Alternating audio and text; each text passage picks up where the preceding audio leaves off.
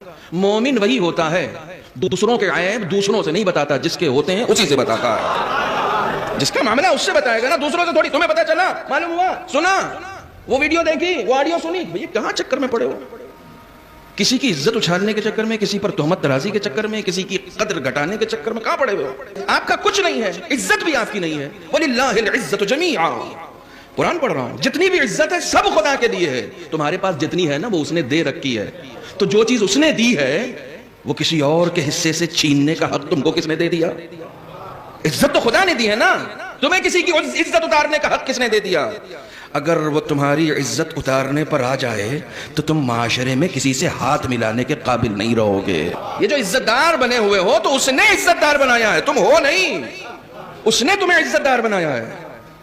چنانچہ کسی کی عزت کو، کسی کی حرمت کو پامال کرنے کا حق تم کو نہیں ہے۔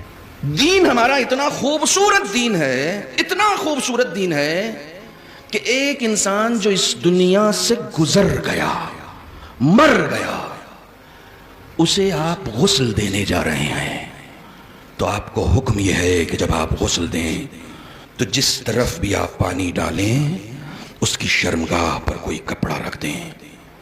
بوڑھا ہو چکا ہے، دوسری طرف جائیں تو دوسری طرف کپڑا رکھ دیں۔ معبود اتنا اہتمام کیوں؟ یہ مر گیا ہے۔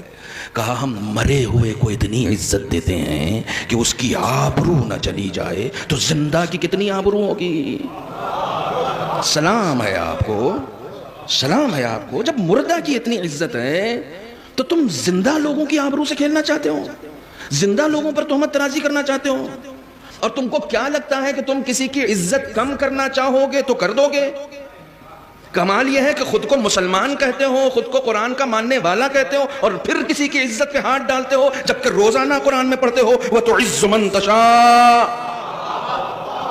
وَتُذِلُّ مَن تَشَاءُ۔ بھائی وہ جس کو چاہے گا عزت دے گا، وہ جس کو چاہے گا ذلیل کرے گا، اور خدا کی قسم اس نے کیا۔ تمہارے بس کا نہیں ہے، جو چیز تمہارے بس کی نہیں ہے اس میں ہاتھ کیوں ڈال رہے ہو؟ تم کو اپنی عزت گنوانے کا حق نہیں ہے، اپنی عزت۔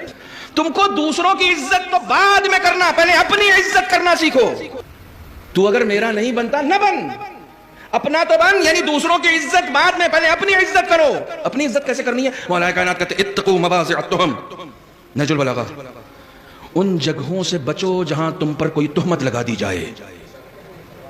مومن ہو، شراب خانے کے باہر مت کھڑے رہنا، اپنی عزت کرو۔ مجھے معلوم ہے تم شراب نہیں پیتے، مگر ادھر سے گزرنا بھی مت تاکہ تمہاری عزت